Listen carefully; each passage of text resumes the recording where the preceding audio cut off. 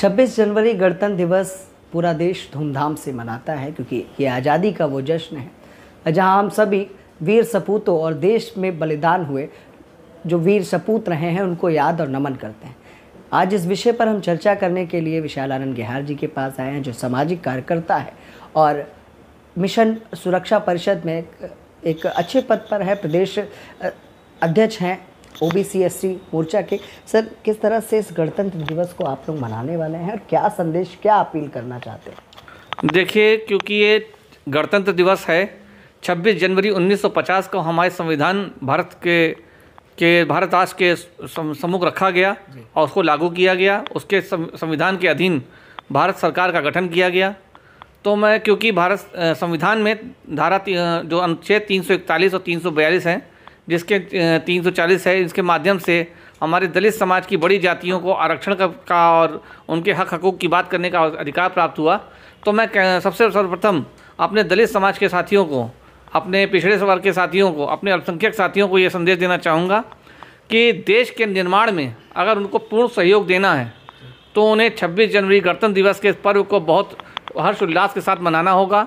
उसके साथ ही साथ उनको इस बाबा साहब मान्यवर काशीराम साहब के विचारों का पालन करते हुए 26 जनवरी 1950 के उस संकल्प को दोहराना होगा, जिसके माध्यम से, संविधान के माध्यम से भारत को एक गणराज्य बनाया गया। और भारत के पूरे भारत समूह, एक भारत, जब आपको बता देना चाहूँगा तो 1950 में जब भारत का संविधान लागू हुआ तो हमारे कई राज्य उस वक्त भारत के अधीन नहीं थे, भारत की संप्रभुता को नहीं मानते थे। धीरे धीरे सरदार पटेल, लाल बहादुर शास्त्री और पंडित जवाहरलाल नेहरू के अथक प्रयासों से कई राज्यों, जैसे हैदराबाद ने, जो हैदराबाद का निजाम हुआ करता था, उसने भी भारत की संप्रभुता को स्वीकार किया। श्रीनगर, जम्मू कश्मीर के राजा ने हमारी भारत की संप्रभुता को स्वीकार किया।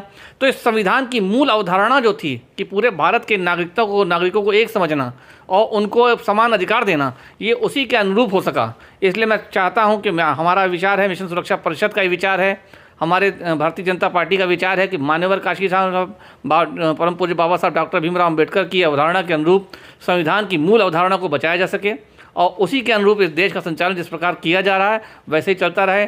और मैं अपने देश की सभी जनता को, पूरे देश की जनता को, अपने सभी साथियों को 26 जनवरी गणतंत्र दिवस की बहुत बहुत शुभकामनाएं देता हूं और उन सबसे अनुरोध करता हूं, गणतंत्र दिवस को हर्षोल्लास से मनाएं, वीर सपूतों को याद करके मनाएं, ना कारगिल को भूलें, ना पुलवामा को भूलें, से देश के लिए याद करें, देश की वीर सपूतों को याद करें, उन बलिदानों को याद करें और भारत राज्य के लिए निर्माण में सहयोग करें।